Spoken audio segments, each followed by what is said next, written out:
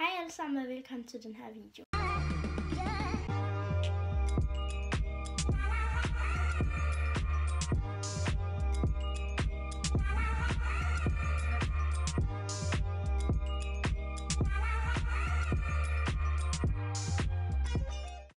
I dag der skal jeg lave en video, som skal handle om den her.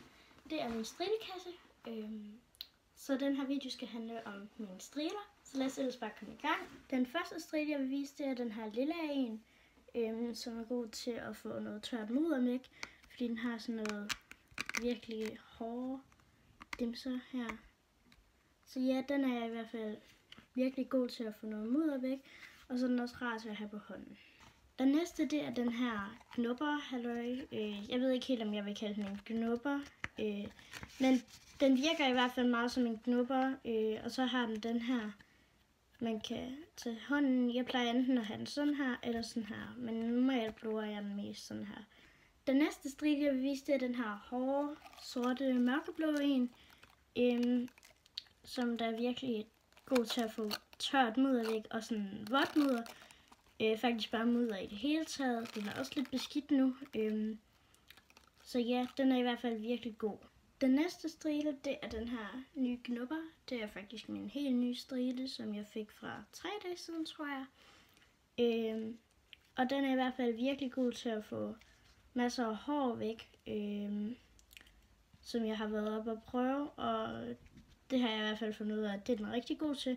Og også til at fjerne noget mudder.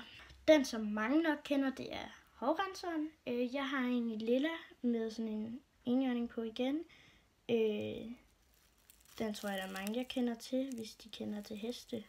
Så der er ikke så meget at fortælle om den. Den næste strile, det er den her massagebørste.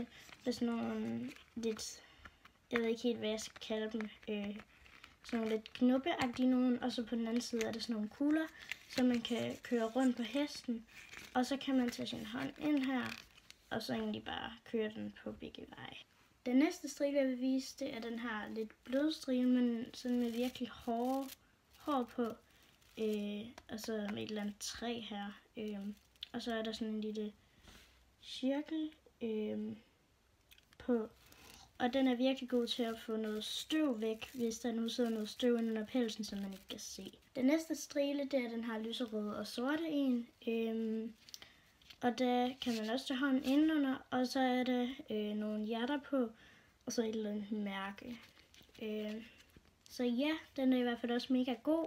Så har vi den her, som er sådan nogle små firkanter rundt omkring, og så en sorte hår og sådan nogle lidt lyse nogen. Og så kan man også have hånden indenunder her, og så er det 3, der er her. Den næste, det er den her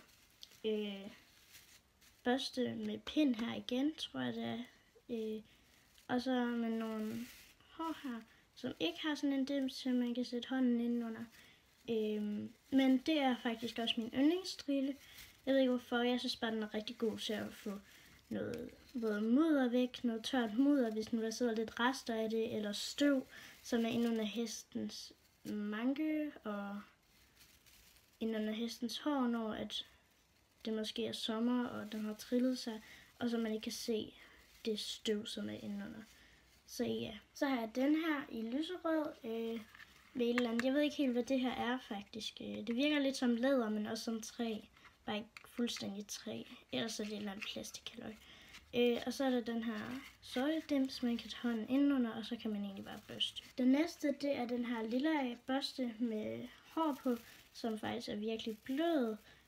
Og så er den som sagt lilla med en unicorn her, og så nogle små sorte hjerter. Så den er i hvert fald virkelig god. Den næste stril, jeg har, det er den her helt bløde stril. Det er faktisk min allerblødeste. Den er dog ikke lige så blød mere, men den er virkelig blød stadigvæk. Den var mest blød, da jeg købte den, men den er stadigvæk ret god. Og der kan man også have sin hånd indenunder, og så stå strile. Det er også en af mine yndlingsbørster. Så har jeg den her kam, som er virkelig god til at rimme af. Den er dog ikke lige sådan mega god til, hvis det er rigtig filtret, men den er i hvert fald rigtig god alligevel. Så har jeg den her lyserøde kam også, som der er sådan en 2 her, og Den anden, den er lidt bedre til det, fordi det her, det er så tynde, altså de er så tætte på hinanden. Så ja. Den næste, det er den her hovedbørste, hvis man kan kalde det, som virkelig overhovedet ikke er så bred. Som er virkelig god, hvis nu der lige er lidt snavs i hovedet, til bare lige at få børstet det væk. Og også bare fordi, at hesten nogle gange synes, det er dejligt bare at få børstet sig lidt i hovedet. Så den plejer jeg i hvert fald at bruge til hovedet, fordi de andre måske kan være lidt store. Den her, der er dog ikke så meget strileagtig, men det er sådan en svamp, faktisk til hest. Hvis nu man skal vaske den eller sådan noget. Jeg har faktisk ikke brugt den endnu, den er bare blevet ret beskidt. Jeg vil i hvert fald bare slutte den her video af nu. Jeg ved ikke, om den blev så lang. Men ja, det var i hvert fald lige det eneste, jeg lige kunne finde på nu. Så jeg håber, at I kunne lide videoen. I må meget gerne smide et like, abonnere. Det vil i hvert fald gøre mig mega glad. Og så ses vi ellers bare i min næste video.